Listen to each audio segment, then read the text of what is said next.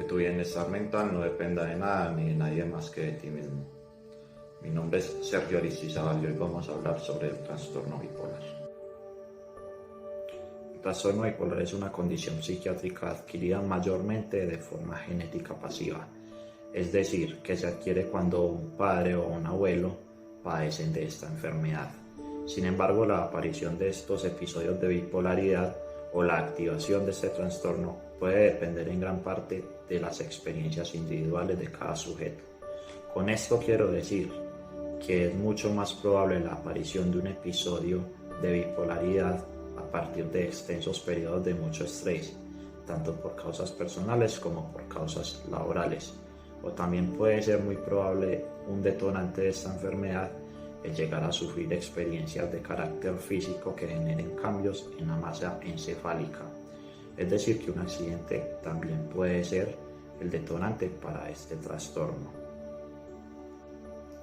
El trastorno bipolar es una condición de salud mental que tiende a producir estados de ánimo extremos. Puede variar desde sentirse deprimido hasta sentirse con mucha energía, irritado y excesivamente excitado. Incluso en algunos casos complicados pueden darse cambios de estado de ánimo repentinos, pudiendo pasar de estar excesivamente enérgico y excitado a la depresión absoluta en poco tiempo.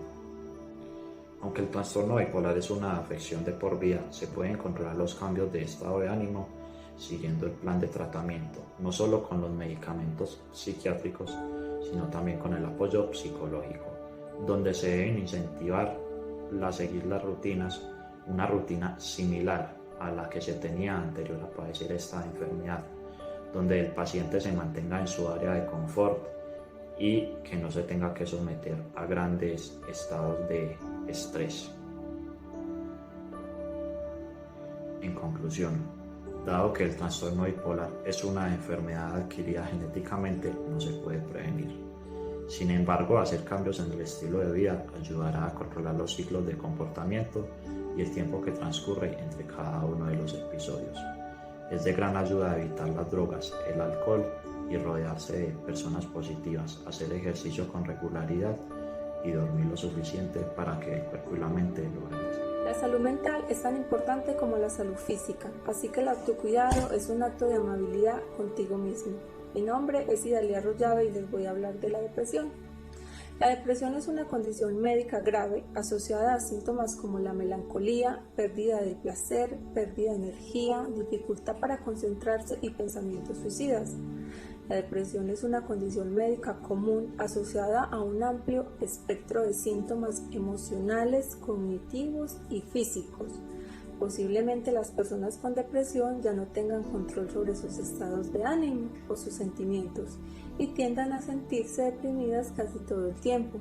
Por ello, pueden tener problemas para mantener el trabajo, seguir con los estudios o mantener la vida familiar y la actividad social.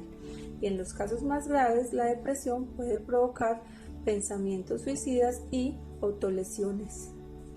La depresión puede afectar a cualquiera, pero varios factores sociales y biológicos pueden aumentar el riesgo de que una persona desarrolle este trastorno.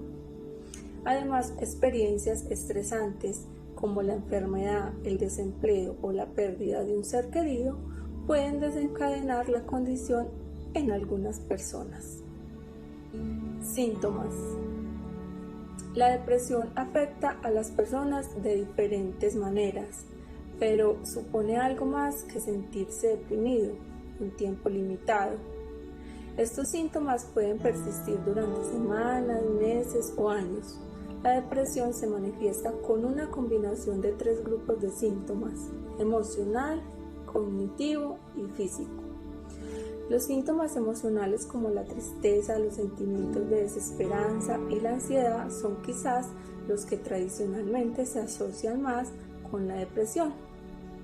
Los síntomas físicos de la depresión son muy variados y pueden incluir problemas de sueño, apetito y peso, disfunción sexual y dolores de cabeza, todos los cuales son muy angustiantes para los pacientes.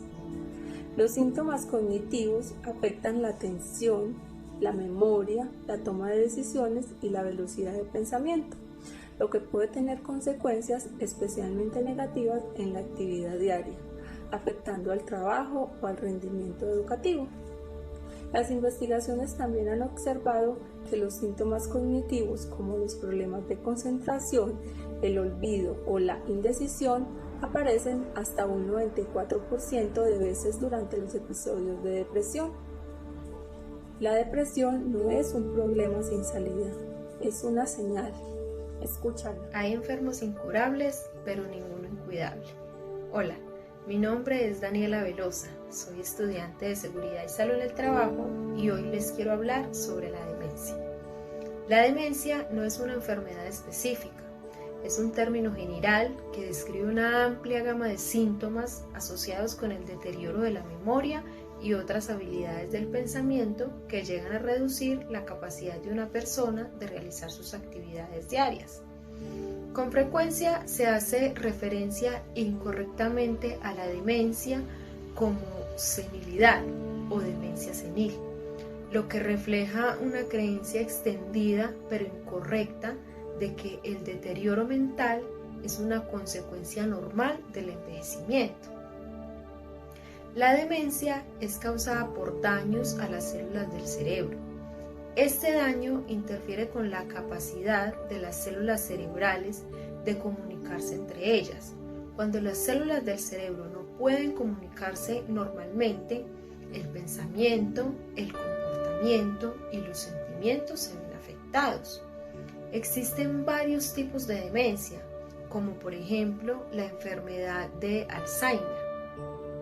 Esta enfermedad es la causa más común de la demencia y a la cual se le deben entre el 60 y el 80% de los casos y es provocada por cambios específicos en el cerebro.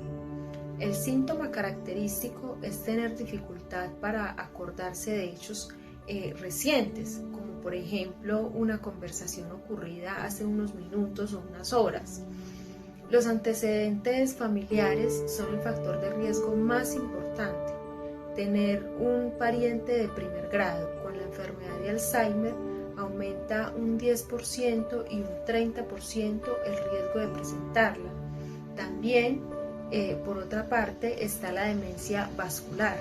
Aproximadamente el 10% de los casos de demencia están vinculados a accidentes cerebrovasculares u otros problemas relacionados con el flujo de sangre en el cerebro.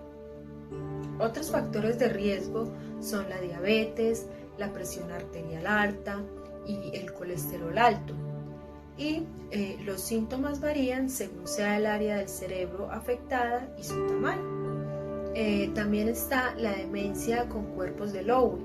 Además de los síntomas más típicos como la pérdida de la memoria, las personas con esta forma de demencia pueden tener problemas de movimiento o equilibrio, como por ejemplo rigidez o temblores.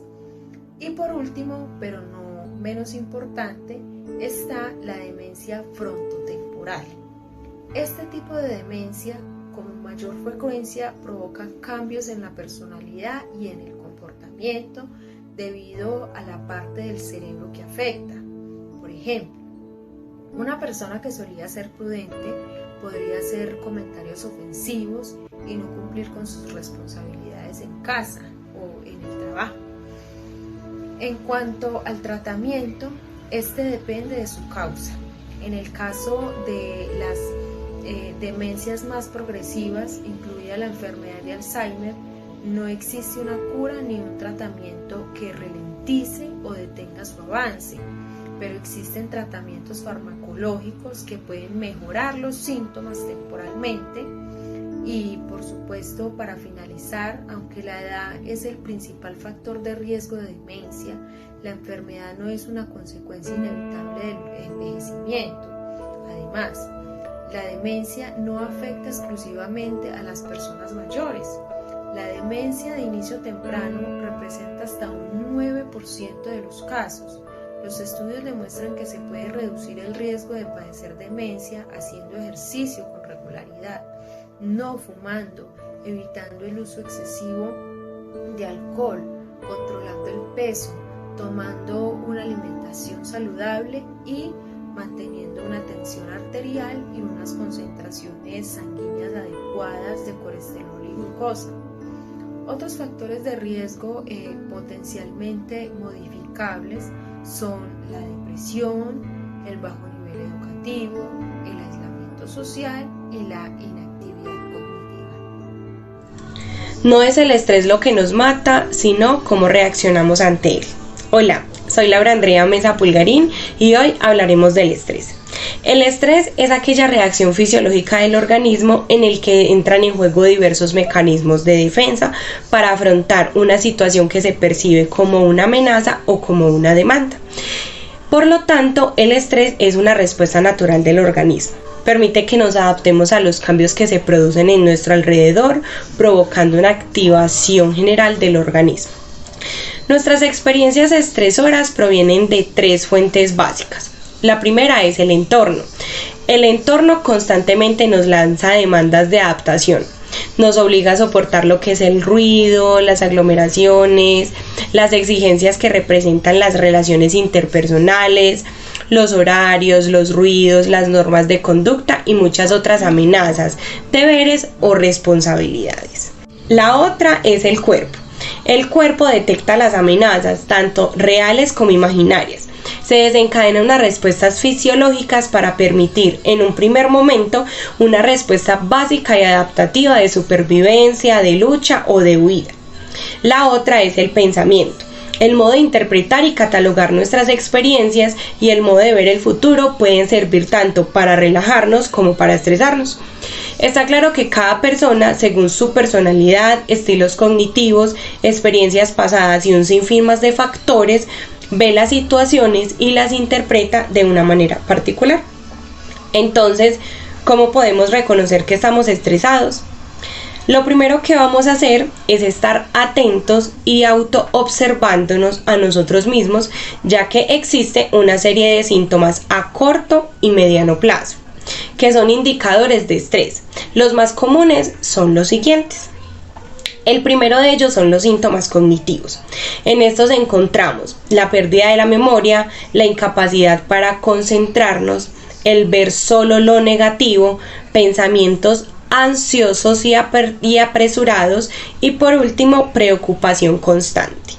En los síntomas emocionales encontramos el cambio de humor, la irritación, la agitación, incapacidad para relajarse, sentirse abrumado, sensación de soledad y aislamiento, depresión e infelicidad general. En los síntomas físicos encontramos dolores, por ejemplo, de cabeza, diarrea o estreñimiento, náuseas o mareos, dolor en el pecho, palpitaciones rápidas, pérdida o disminución del deseo sexual, frecuentes enfermedades respiratorias. Entonces, en los síntomas conductuales podemos encontrar comer de más o por el contrario comer de menos, aislamiento social, ser negligentes en responsabilidades, usar drogas como cigarrillos o alcohol para relajarse, hábitos nerviosos como por ejemplo morderse las uñas. Hay dos técnicas para manejar el estrés. Vamos a hablar de esas dos. La primera son los ejercicios de respiración. Esta técnica consiste en una respiración lenta y regular. Lo importante es hacerla desde el abdomen, reduciendo la ansiedad. La técnica implica entrenar a la persona para que respire desde el diafragma. La otra relajación es la relajación muscular gradual. Esta técnica consiste en entrenar a la persona para que tense y relaje sistemáticamente grupos musculares claves, por lo general procediendo desde los pies hasta la parte superior del cuerpo.